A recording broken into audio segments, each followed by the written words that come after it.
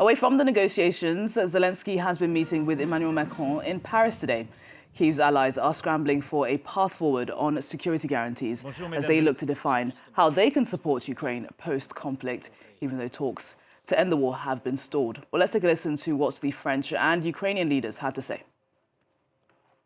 We Europeans are ready to provide security guarantees to Ukraine and to the Ukrainian people on the day peace is signed. That is the commitment we made in Washington. The contributions that were prepared, documented, and confirmed this afternoon at the level of the Ministers of Defense in an extremely confidential manner allow us to say that this preparatory work is now complete. It will now become a political matter, which allows us to be firm. Tomorrow, after these discussions, we will return to tell you that we are ready for a strong and lasting peace for Ukraine and for the Europeans.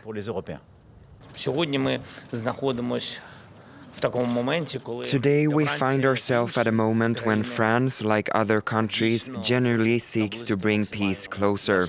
Unfortunately, we have not received any signals from Russia that it truly wishes to put an end to this war. I am convinced that our unity, above all the unity of the European Union, which has been at our side since the very beginning of the war, is essential. This unity between Europe and the Americans will help us increase pressure on Russia to move toward a diplomatic solution. Well, to tell us more about today's meeting, France 24's international affairs commentator Kethevane Gorjestani joins me in the studio. Hi, Kethevane. So tell us what we can expect from this meeting of the coalition, the meeting of the coalition of the willing that's happening tomorrow. Well, we can expect the coalition to really show and announce that they are ready and willing to give security guarantees to Ukraine in the event of a ceasefire or a peace deal with Russia. It's been weeks now that the army chiefs of the different countries involved in the coalition of the willing have been working on sort of coming up with a concrete plan of what they are willing and capable of doing and what they can contribute. Now, we are not expecting, at least publicly, to get the details of what country is going to contribute what exactly. But the idea is to show that they know the plan, that they have made those decisions and made those determinations, and to send the message to Russia that they have something ready, which one French official from the Élysée called a multi-step deterrence system. How does that work? They say that the first line of defense will continue to be the Ukrainian army, and that is why the coalition of willing, part of their contribution will be to continue supporting the Ukrainian military for it to be strong. If the Ukrainian military is attacked in the event of a ceasefire, then there would be a second line of defense. That's the much talked about reassurance force that could involve troops from different countries of the coalition stationed in Ukraine, not necessarily on the front lines, but in the country itself. And then if those coalition forces were to be attacked by the Russians, there would be a third line of defense, and that is the even more talked about U.S. backstop, because that reassurance force that I was talking about, everyone agrees. Emmanuel Macron, Volodymyr Zelensky, Donald Trump, all of the leaders involved have been saying it from the beginning. This can only work if there is a U.S. backstop to that reassurance force. And so in a briefing with reporters, the French official also really made it clear what they were expecting from the Americans. He said, we now have enough contribution to be able to tell the United States we're ready to take responsibility for our share. It's now up to you to do the same. What are they expecting from the Americans when it comes to taking responsibility? One is to make things clear as to what exactly the Americans are willing to contribute when it comes to that backstop. There have been talk about intel, about communications, about logistics, and the mother of all backstops, of course, the one that Volodymyr Zelensky really wants, which is a air support backstop from the Americans. The second part of the responsibility that the coalition wants the Americans to take is to put more pressure on Vladimir Putin to actually get to a ceasefire, because without a ceasefire, all of this plan doesn't really matter.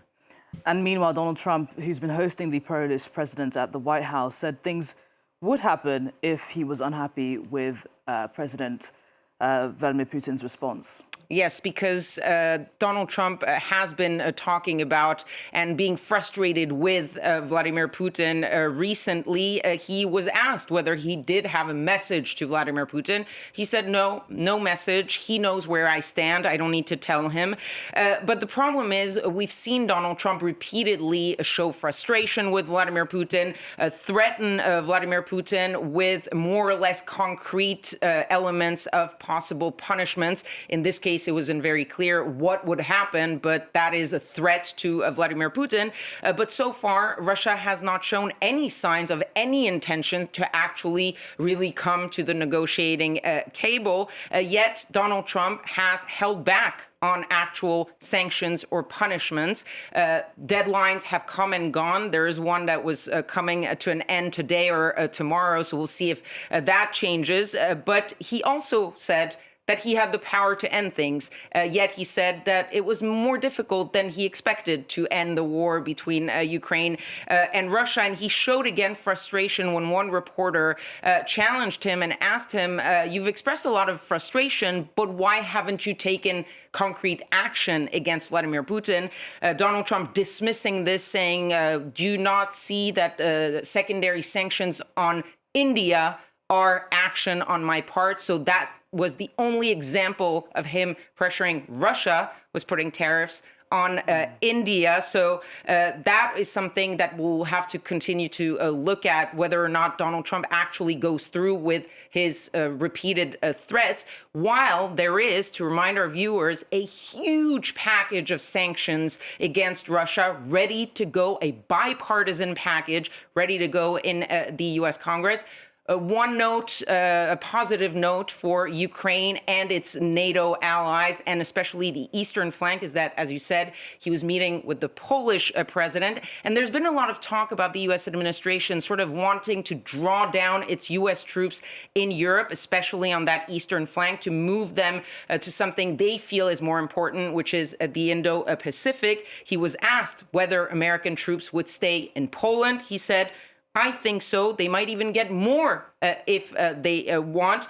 But he did say that he had been thinking about withdrawing troops from other countries, not Poland. Why not Poland? Because Poland is a very good player when it comes to military spending in the NATO. They're top of the class for military spending in NATO. They're also a huge buyer of U.S. weapons. And so at least for now, it seems that removing troops from Poland is not on the table for the U.S. president.